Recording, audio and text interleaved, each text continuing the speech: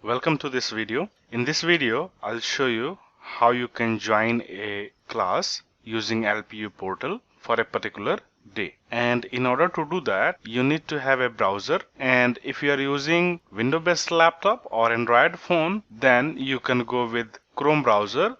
Alternatively, you can also use Microsoft Edge Chromium version. If you are using MacBook, then you can either go with Safari or Chrome. And if you are using an iPhone, then you can go with only Safari. And as I said, if you are using Android, then again, you can go with Chrome only. So I'm going with Chrome browser. And then I have to visit myclass.lpu.in. Hit the enter key. Once you'll hit the enter key, you will land to this page. On the left side, you can see some relevant information about the ability of our portal. And on the right side, you have got two boxes, username and password. Under the username, you need to enter your registration number. And under the password, you have to use the same password which you are using for the UMS access. Once you are done entering these two details, you need to click on sign in. Then you will land to this particular page. Under this particular page, we have got 5 different blocks. I have to use this first block, view classes or meeting. So I'm going to click on this view classes. Then I am on this calendar view. Now on this particular page, you can view your calendar by monthly view or weekly view or daily view. In most of the time, or most of the cases, daily view will be applicable, and this is the by default view. And I can see there was a class from 8 to 9 which is already over because this is in gray color, and gray color represents completed class. And there is ongoing class DEM304 which is ongoing because it is in green color. And there is another class which is being taken by someone else. Now these two are overlapping just because this is a demo account, so someone else is taking demo on this platform. In your case, you will find parallel classes, one in each slot, so maybe from 3 to 4 or 4 to 5, something like this. Now if you are planning to join a class, so let us say that I'm interested to join this particular class, so I have to click on this one. Once I'll click, I'll land to this page where I'll get a join button, and there are some relevant information about this particular course code. So if I want, I can review them. And in order to join, I have to click on this join button one more time. When you'll visit this portal, you'll find that you are being connected automatically from the second instance onward. But if you'll try to log in for the very first time, then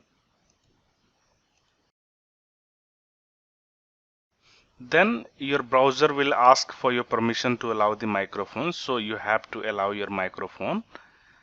So I'm going to click on allow, and this activity is for the very first time. From the second point onwards, it won't ask you.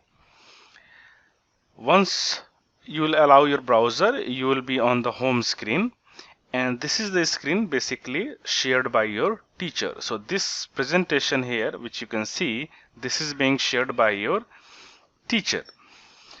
Now there are some key elements which I would like to focus upon in this video.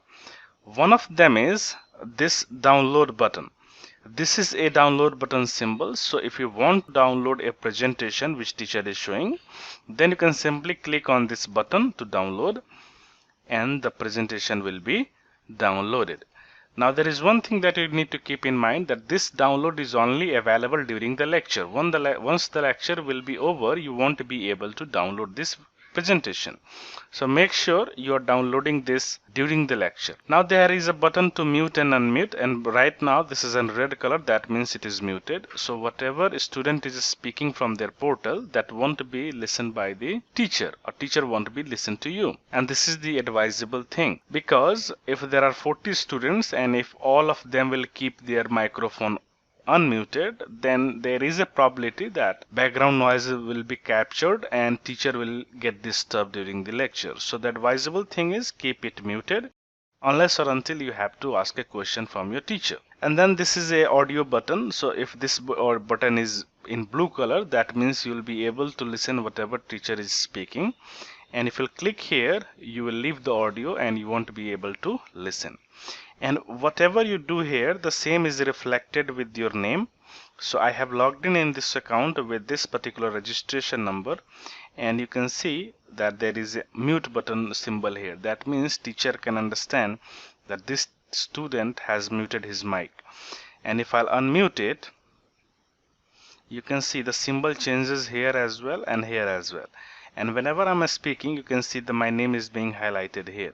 So if there are 10 users, then and 2 of them are speaking, the name of those 2 users will appear here, and whoever will be speaking, that will be highlighted, another one will be dull. So just have a look. If I'll stop speaking, what happens to this icon? Okay, you noticed that it turns dull, and therefore whoever is speaking, that will be visible to the student, to the teacher as well. So keep this muted unless or until it is required. Now there is a button to webcam share. So even if you want to join this class using the webcam, you won't be able to join because this feature is logged by the faculty. Under some courses, it may be allowed by the teacher to allow a student to join a session using the webcam. So if a teacher allows, then you'll be able to click here and join the session using your webcam. Otherwise, it won't appear. Now there is one more button, raise a hand. So let us say there are 40 students in a class, and if they will start putting the questions straight away without teacher permission, it won't be a good practice. So that is the reason why we have raise hand button here. So what it does is, if you'll click here, raise, there will be a raise hand icon in front of your name, and teacher will identify that yes, this student has some query, and when he is delivering, he will stop his delivery and then ask you to go ahead and ask your question, and then you need to click on this unmute button, speak, and then again mute it. So this is a good practice, and this is generally what we recommend in order to communicate with your teacher. Now there is a button to go for the full screen. So if you want to make this presentation full screen, you can click here and you can go full screen. Now please keep that in mind that this is the presentation which is being shared by the teacher, and the clarity of this presentation is going to be the same which is visible to the teacher. So clarity is not going to deteriorate, and that is a good thing for you people. Now if you want to exit this full screen mode, you have got 3 options. You can click on this button, either you can go to the top and then you can click on this cross button, or you can simply press escape key on your keyboard. This area holds the name of the course for which the class is going on. This is a recording button, so if teacher is recording this session, you will be able to see the timer here. If there is no timer, that means teacher is not recording this class. If you want to minimize this presentation, you can click on this hide presentation and it will go away, and you can utilize this screen. If the teacher is using his webcam to deliver, then you can use this screen to view his image. And there is an option called restore presentation. Just in case if you want to see the presentation again, you can click here to go and click on this restore presentation. There are some other method to communicate with your teacher, and that will be dealt in a separate video. I just want you to keep focus on how to join a class in this particular session, so that is why I'm not going to give you any information regarding that. Now let us say if I go to a teacher account which I have logged in through another browser, then you can see I have got an option to go to another slide. So let us say I am going to slide number 4. So now you can see that the teacher is about to show a quiz. When the teacher will show this quiz on his or her screen, then you as a student will be able to see the same thing. And in this case, teacher will ask you to give any answer. So let us say there are 5 options. So what teacher can do is he can go for a poll, and he'll give you 5 options A, B, C, D, E. And the moment he'll give you this option, you will be able to see those 5 polling options. So let us say for this particular question, the answer is E. So you have to click on this E option. And once you'll click on this E option, teacher will be able to see. So let me go to the teacher account, and you can see that one student has answered E, and there is only one student, and this is the name of the student who has given the response. Now since there are 2 participants only, this one is the teacher and this one is the student, So that is why we have got the 100% polling. Otherwise, whoever student will not participate, the name of those student will be listed here. Okay, so and if the teacher wants, he can publish the result as well by clicking on this publish polling result. And once he'll do that, and then you'll come back to the student account again, you'll be able to see what is the result of this particular quiz, and you can get an idea whether your response was correct or not.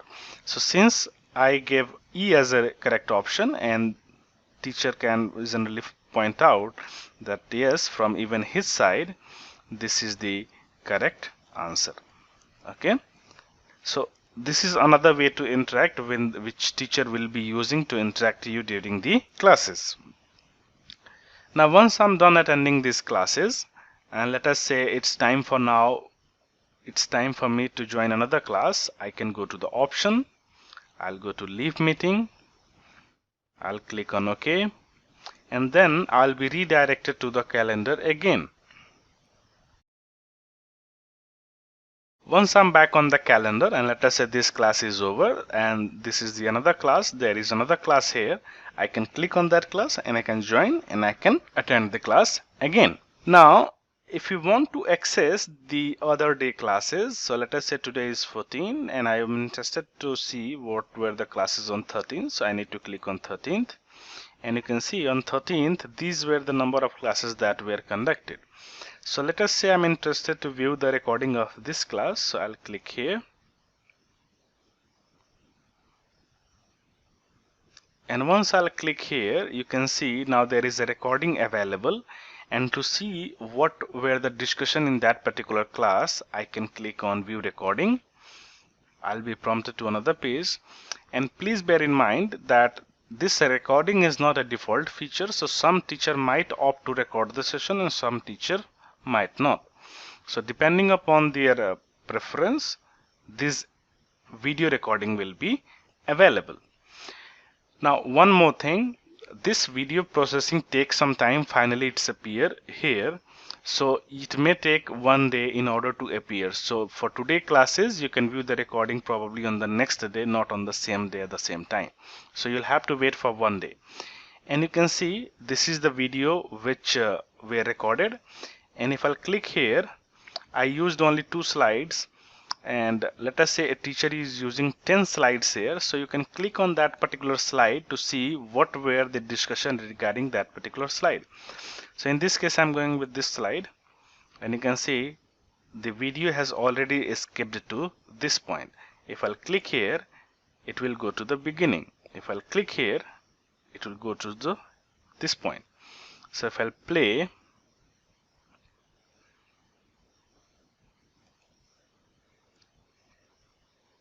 okay, you can see playback is there. Maybe sound was muted, so you are not able to hear anything, but you can see, you can view the playback of the recording as well. So this is how you view a recording of a particular class. Once you are done viewing this, you can always click on this cross button and then close this. So this is how you join a class, and these are some tools to view your calendar differently. You can play with it to see how they look like and which format you like better, and depending upon your liking you can set this calendar view. So that's all in the video. In the next video I'll explain how to interact with the teacher and what are the different ways and what should you follow.